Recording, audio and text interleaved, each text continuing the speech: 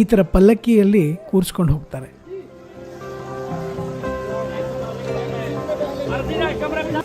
ನೋಡಿ, ಇಲ್ಲಿ ನಿಮಗೆ ನಡ್ಕೊಂಬರೋಕ್ಕಾಗಲಿಲ್ಲ ಅಂದರೆ ಕುದುರೆ ವ್ಯವಸ್ಥೆ ಇದೆ, ಕುದುರೆಯಲ್ಲಿ ಕೂಡ ಹೋಗ್ಬೋದು. ಸಾಕಷ್ಟು ಜನ ಕುದುರೆ ಬಳಸಿನೇ ಮೇಲ್ಗಡೆ ಹೋಗ್ತಾರೆ. ಬಟ್ ನಾವು ನಡೀತಾ ಇದ್ದೀವಿ, ನಡ್ಕೊಂಡೆ ಯಾತ್ರೆಯನ್ನು ಕೈಗೊಂಡಿದ್ವಿ.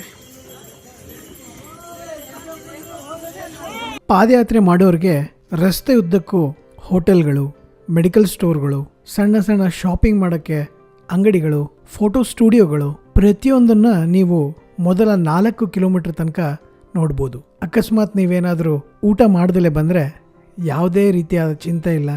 ರಸ್ತೆ ಉದ್ದಕ್ಕೂ ಹೋಟೆಲ್ಗಳಿರ್ತವೆ, ರುಚಿಯಾದ ಮತ್ತು ಶುಚಿಯಾದ ಊಟವನ್ನು ಇಲ್ಲಿ ಮಾಡ್ಬೋದು.